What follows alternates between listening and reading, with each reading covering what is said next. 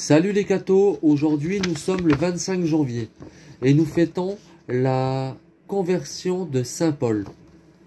Saint Paul était juif de la tribu de Benjamin.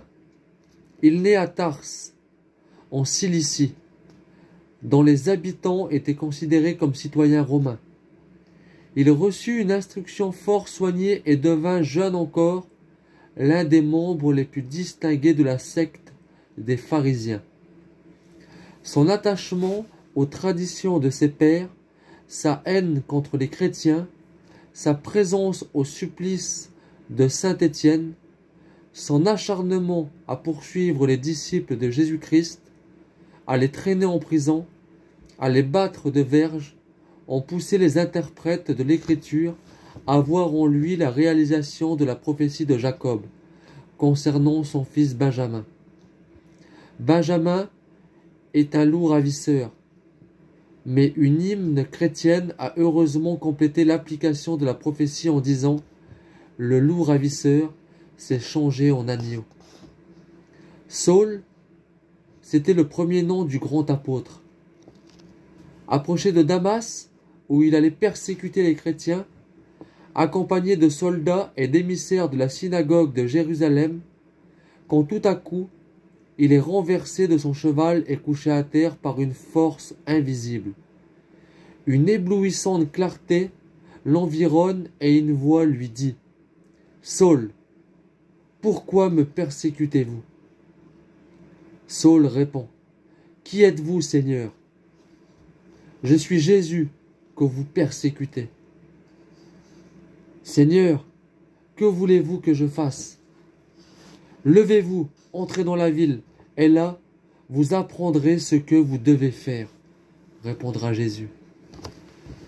Saul était devenu aveugle.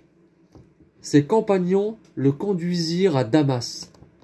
Un serviteur de Dieu nommé Anasias, averti en songe, alla le trouver, lui rendit la vue et lui conféra le baptême. Dès lors, Saul devient Paul.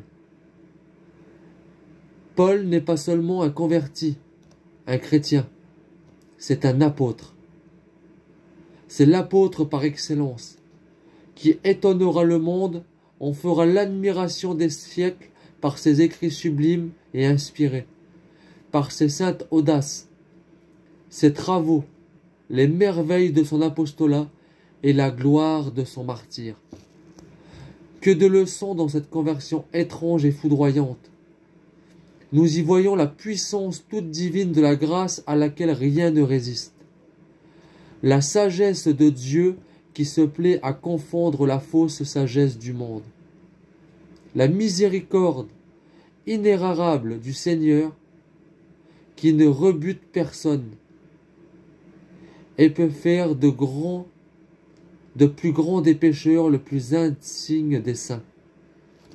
Ne désespérons jamais du salut de personne. Tout est possible à la prière et à la grâce. Nous ne comprendrons bien qu'au ciel, quelle a été l'influence de la prière dans le monde et combien de pécheurs devront leur salut à l'intercession des justes. Saint Augustin a dit fort justement, si Étienne n'avait pas prié, nous n'aurions pas Saint Paul. Que Dieu vous bénisse et à plus les cathos.